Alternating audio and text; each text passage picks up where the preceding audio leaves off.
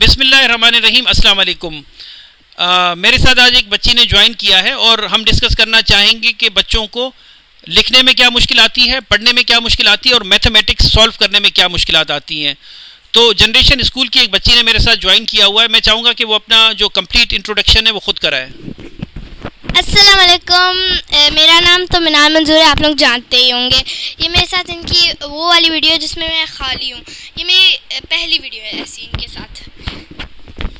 तो मिनाल, मैं डिस्कस करना चाहूँगा कि हम जैसे कि प्रैक्टिस में देख रहे होते हैं कि कुछ बच्चे आते हैं, उनको मुश्किलात होती हैं मैथमेटिक्स समझने में। तो आपके ख्याल से उनको क्या स्पेसिफिक डिफ़िकल्टीज़ होती हैं, उनको मैथ्स में क्या समझ नहीं आ रहा होता? उनको जैसे प्लस माइनस होता है, इस तरह के सम समझ में नहीं आते हैं कि इस तरह इसको ऐड कैसे करते हैं, इसको माइनस कैसे करते हैं।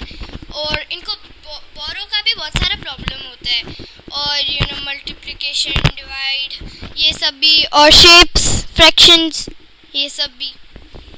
तो इसमें मुश्किल ये होती है कि फॉर एग्जांपल अगर एक बच्चे को प्रॉब्लम दिया जाता है कि 100 में से आपने 4 को प्लस करना है, तो उसे समझ नहीं आ रही होती कि वो किस तरीके से 4 को प्लस करे। जो रूल होता है मैथमेटिक्स का, मुझसे ज़्यादा बेहतर वो टीचर समझेंगे जो बच्चों को पढ़ाते हैं कि रूल क्या होता है। वो बच्चों को समझ नहीं आ रही होती, चूँकि बच्चे हमारे पास आकर बता रहे होते हैं अपनी डिफ़िकल्टीज़ का, कि हमें वो समझ नहीं आती कि उस 4 को ऐड कैसे करना है, जमा कैसे करना है, माइनस कैसे करना है, तफरीक, और उसको मल्टीप्लाई कैसे करना है, क्या आंसर आएगा। और तो उनको वहाँ पर डिफ़िकल्टी हो रही होती है, उन्हें समझ नहीं आ रही होती। ये एक प्रॉब्लम है, याद रखिएगा। इस प्रॉब्लम में बच्चे की जहानत बिल्कुल ठीक होती है, उसकी समझदारी बिल्कुल ठीक होती है। वो ये भी समझ रहा होता है कि ये प्रॉब्लम सिर्फ मेरे साथ है, बाकी बच्चों के साथ नहीं है, वो कर सकते हैं, लेकिन ये मेरे साथ प्रॉब्लम है। अब दूसरे प्रॉब्लम के साथ आते हैं, जिसे हम कहते हैं राइटिंग डिसऑर्डर, कि लिखने में क्या मुश्किलात आती हैं। शायद अल्फाज की उनको शेप समझ नहीं आ रही होती। तो इसमें हमें मिनाल बताएंगी कि किस तरीके से किन किन अल्फ़ाबेट्स की या किन किन वर्ड्स की, किन किन न्यूमेरिक्स की उनको शेप समझ नहीं आ रही होती।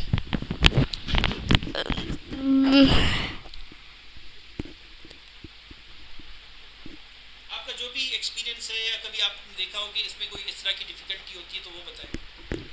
हाँ, मैंने ऐसे कई बच्चों को देखा है। और उसमें क्या हो रहा होता है? उसमें वो लोग राइटिंग में, तो मैं इंग्लिश की राइटिंग के बारे में आप लोगों को बताती हूँ। तो ऐसे भी होता है कि कभी कभी ना मैं सही करती हूँ, मतलब मैं सही लिखती हूँ, तो मेरी टीचर बोलती हैं कि दूसरे बच्चों को तुम समझाओ कि किस तरह, पॉइंट्स दो उनको। तो मैं कई बच्चों को इस तरह देखती हूँ जो गलत लिख रहे होते हैं, लेकिन वो फिर भी खुद पे ट्रस्ट करके बोलते हैं मुझे कि नहीं, मैं सही लिख रहा हूँ या फिर लिख रही हूँ। तो इसकी मिसाल मिनाल, एक आसान सी मिसाल ये है कि जो स्मॉल में हम बी को लिखते हैं कि बी की शेप हमने किस तरफ रखनी है। बी का जो सर्कल है वो हमें राइट साइड पर रखना है या लेफ्ट साइड पर रखना है, ठीक। या इसके अलावा जब हम बात करते हैं 7, जो न्यूमेरिक है 7, कि उसको हमने उसका मुंह किस तरफ बनाना है, लेफ़्ट पर बनाना है या राइट पर बनाना है। तो इसमें बच्चों को समझ नहीं आ रही होती, तो वो अल्फाज नहीं लिख सक रहे होते, क्योंकि उनको वर्ड्स की शेप्स को समझने में मुश्किल आती है। और इसके साथ ही एक और जो बड़ी कॉमन बीमारी है जिसको रीडिंग डिसऑर्डर कहा जाता है, जिसका पुराना नाम डिसलेक्सिया था, लेकिन 2013 के बाद जैसे ही न्यू बुक आई है क्लासिफिकेशन की, तो इसको डिसलेक्सिया हटा के रीडिंग डिसऑर्डर किया गया है, कि इसमें बच्चों को अल्फाज समझ नहीं आ रहे होते और वो उनको पढ़ नहीं सकते। और जब इन बच्चों को प्रेशर दिया जाता है तो इस प्रेशर से वो बच्चे, उन पर जहनी दबाव आता है। तो मिनाल हमें बताएगी कि वो बच्चे जब उनको प्रेशर दिया जाता है तो कैसा फील करते हैं। वो बहुत बुरा फील करते हैं, और कभी कभी तो ऐसा भी होता है कि ये बातें बाहर चली जाती हैं, नेबर्स को पता चल जाती हैं, और वो लोग बुरी बुरी बातें बनाते हैं और उस बच्चे को दूसरे बच्चे के साथ कंपेयर करते हैं। तो ये उस बच्चे को अच्छा नहीं लगता है, बहुत बुरा लगता है। सही। तो ये बता रही हैं कि चूँकि अब जिस माशरे का हम हिस्सा हैं, फ़ौरन से डिस्कस होते हैं बच्चों की कि प्रोग्रेस कैसी है, उन बच्चों को कंपेयर किया जाता है। अब चूँकि इसमें बच्चे का कसूर नहीं होता, मैं इस पर बात करना चाहूँगा कि ये प्रॉब्लम किस वजह से होता है थोड़ी देर के बाद।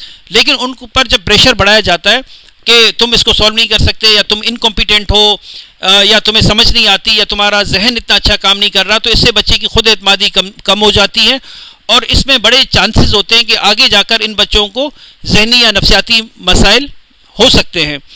अब ये बीमारियां क्यों होती हैं? साइंटिफिक स्टडीज ये कहती हैं कि जैसे जैसे डेवलपमेंट में न्यूरॉन्स जैसे जैसे प्रोड्यूस हो रहे होते हैं, तो न्यूरॉन्स के बीच में, न्यूरॉन्स का जो सिंपल अल्फाज में आप ऐसे समझ सकते हैं कि जो दिमाग के अंदर सेल्स होते हैं जो कि इलेक्ट्रिकल करंट कैरी कर रहे होते हैं, उनके बीच में जो इंटरसाइनेप्टिक स्पेस होती है वो थोड़ी ज़्यादा रह जाती है।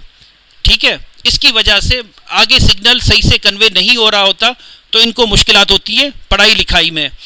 तो ये इसका जो है वो मेन, अगर हम बात करते हैं रीज़न का, तो वो इंटर न्यूरॉन स्पेस जो कि कम होनी चाहिए, उसमें थोड़ी सी स्पेस बाकी रह गई होती है, तो इस वजह से ये सारा हो रहा होता है।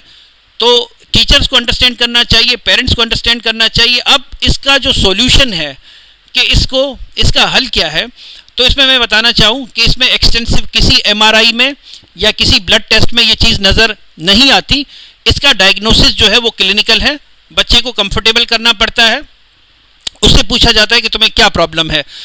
अक्सर बच्चों की हैंड ग्रिप अच्छी नहीं होती, वो पेंसिल सही से नहीं पकड़ सकते, या यही सिमिलर प्रॉब्लम्स जिनकी हमने बात की, तो उनको ऑक्यूपेशनल थेरेपी कराई जाती है, उसमें सिखाया जाता है बच्चे को, क्योंकि वो इस चीज़ के एक्सपर्ट होते हैं। शायद मैं इस चीज़ का इतना एक्सपर्ट नहीं हूँ, लेकिन वो इस चीज़ के ज़्यादा एक्सपर्ट होते हैं, वो इस चीज़ को अंडरस्टैंड करते हैं और उन बच्चों को सिखाते हैं कि कैसे अल्फाज को आपने रीड करना है, राइट करना है, और मैथ सिखाते हैं। या इसके अलावा अगर पेरेंट्स अफोर्ड कर सकते हैं तो रेमीडियल टीचिंग के एक टीचर पढ़ाएगा 1-to-1 बच्चे को। फॉर एग्जांपल अगर मिनाल का ये मसला है तो मैं मिनाल को बिठाकर पढ़ाऊंगा, बजाय ये नहीं होगा कि मैं 30 बच्चों को एक साथ पढ़ा रहा हूँ, और मैं मिनाल को अंडरस्टैंड करूँगा इसके प्रॉब्लम्स क्या हैं और उसको उस तरीके से मैं समझाऊँगा, तो फिर इसको ये चीज़ें समझ आएंगी। और देखा गया है कि इसकी प्रोग्नोसिस काफ़ी बेहतर है और ये बच्चे आगे जाकर काफ़ी हद तक बेहतर हो जाते हैं, लेकिन अगर इस प्रॉब्लम को समझा जाए। इसके अलावा मिनाल, आप कुछ ऑडियंस को पैगाम कन्वे करना चाहेंगी या कुछ और डिस्कस करना चाहती हो? नहीं, ऐसा तो और कुछ भी नहीं है, लेकिन मेरा टीचर्स और पेरेंट्स से ये जो है ना, ये बात करनी है मुझे कि आप लोग कभी भी बच्चों को ब्लेम मत किया करें कि तुम अच्छे नहीं हो, और कंपेयर भी मत किया करें।